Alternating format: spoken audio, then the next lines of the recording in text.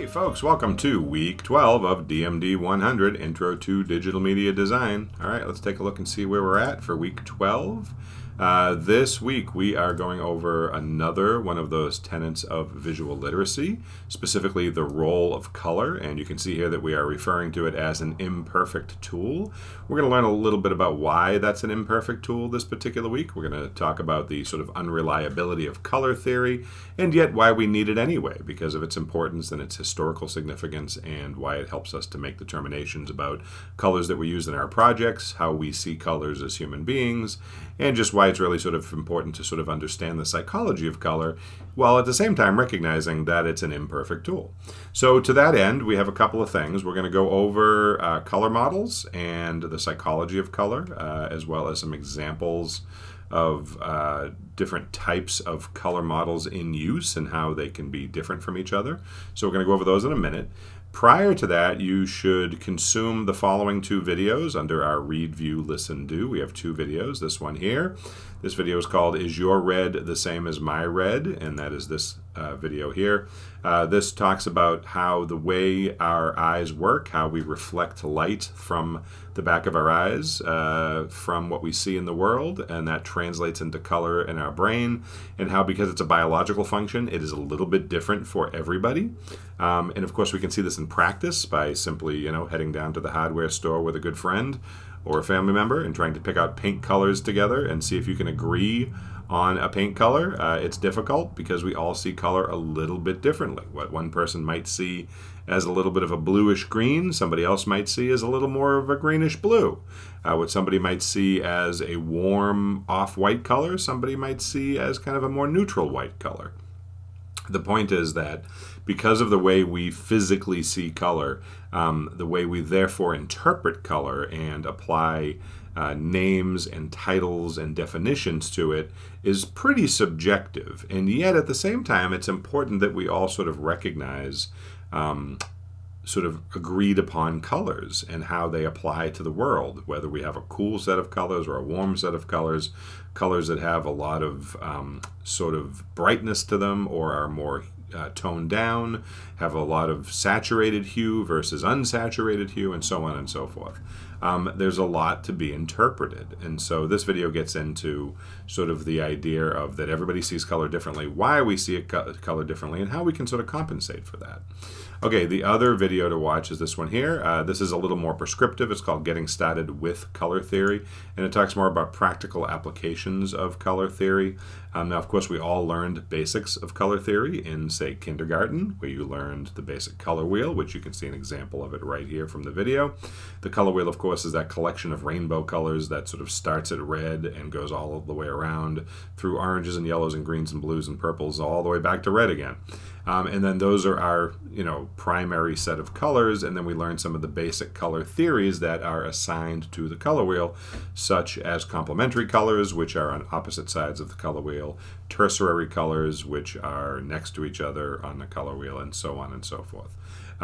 So this video gets into some of those basics of color theory that you might be familiar with or remember from grade school, or if you took an art class or whatnot, but it never hurts to refresh that memory because the application of it is important, and to be able to sort of understand the vocabulary of it and sort of how it is defined, at least through the lens of color theory. Now, color is defined other ways.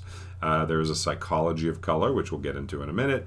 And of course, for hundreds and hundreds of years, a variety of artists and scientists alike have tried to come up with workable color models that help us define how color is applied in a variety of areas, particularly in the world of print and in the world of screen projection, whether it be on your television, on a movie screen, or on your computer screen. So we're going to look at that in a second. Now, before we jump into those, let's just remind you that at the end of this week, step 4 of our semester project, a draft of it is due. Now, step 4, of course, is the actual building of your title sequence, right? So far, you have planned out your title sequence in a lot of detail. The last thing we did was present sort of our mood board, giving us a really good idea as to what our title sequence was going to look like, what imagery we were going to use, what sort of sounds and music we wanted to incorporate. Well, now it's time to build the thing. So we're going to first turn in a draft, which is due at the end of this week, and then that will give us an opportunity to get feedback from our fellow classmates as well as from me, and then you can make some adjustments to it from there. So this is not the final, it is just a draft. Remember, step 4 of the semester project goes over what has to be in it, right? Your title sequence must contain a minimum of 10 slides or states, so meaning the screen must change 10 times. It must include the name of the movie or the television show, as well as the names of the lead actors who are in it. Remember, not the characters, the actors. You can also include, if you would like, these are optional, other individuals and organizations, such as the production company, the director, the screenwriters, etc., etc. You can, just like you would have in a real title sequence, you can add typography for other people or groups. Of course, you can include photography, graphics, illustrations, iconography, music, and/or sound effects, and be sure to use your mood board as your starting point, right? You want to stay in line with your mood board because you wrote a new plot summary based on your new genre that you chose, and then that influenced your collection of images and sounds, and then that influenced your mood board, and now that should influence the building of your title sequence. So make sure you're checking back on where you've come from in the previous steps to make sure that you're on target, right?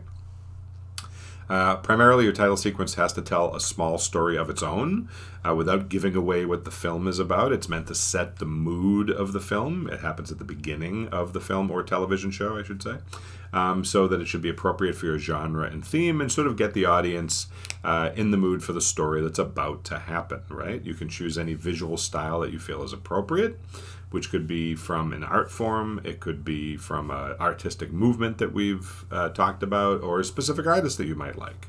And of course, good, clear typography and layout are expected. I'm not expecting that you are an expert in typography here, but I am expecting that you employ some good basic font choices that are clear and easy to read. So as long as you can do that, you're in good shape. Okay, now remember, of course, from your tools selection, it is perfectly fine if you use digital tools from the beginner level here, which is Microsoft PowerPoint, Apple Keynote, or Google Slides. These are just basic presentation tools that you've probably used before, but you do want to make sure that you use some of the animation and transition functions within those presentation software to help add a little bit of movement to your title sequence. And then, of course, there's some other options that are a little more complicated. You can go to the intermediate level and use something like Apple iMovie.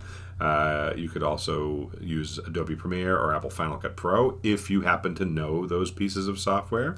If you're not familiar with them, now is not really the time to learn them. They're fairly complex. You can always learn those later on in other classes. And of course, if you're really advanced, Adobe After Effects, if you happen to know this. But again, you're not expected to use any of those. I am perfectly happy if everybody builds theirs in PowerPoint or Keynote or Google Slides. Just make sure that you are using it to the best of its ability, right? Okay, so that is due at the end of the week, a draft of this. Be sure to share your work with some classmates if you would like in advance to get some feedback. Either way, once you submit it at the end of this week, the peer reviews that are built into Canvas will turn on, and then you will be assigned a couple of classmates that you will go review their draft of their semester project. So make sure you get that in on time so everybody can have a chance to give each other feedback. Okay, so now we're going to hop on over and take a look at color models and the psychology of color and a few other things related to sort of color theory and its imperfection, as it were. All right, if you need me, if you want to go over anything in advance, you know where to find me. You can email me, catch me on the Zoom office hours Monday or Friday. All right, let's go hop into the world of color. Now, color models, if you remember from our earlier discussion, were simply scientific and artistic attempts over time to try to understand and enumerate how humans see color. And it's documented as far back as the 15th century. So in the 1400s, people like Leon Battista Alberti and Leonardo da Vinci were writing about color theory in their notebooks. But it really took until the 18th century, quite a bit later, before the first working color model, the red, yellow, blue model, came into use. and was documented. Now, this, of course, is not to say that other color models didn't predate this. It's just that this is the one we have the earliest documentation of. And you can see up here in the upper right corner, this is the red, yellow, blue system. Now, these, of course, were not light-based systems because at the time they did not really understand how the human eye worked and how light played a role in our view of color. So they were thinking of it more in terms of paint or other types of actual materials that you could put together.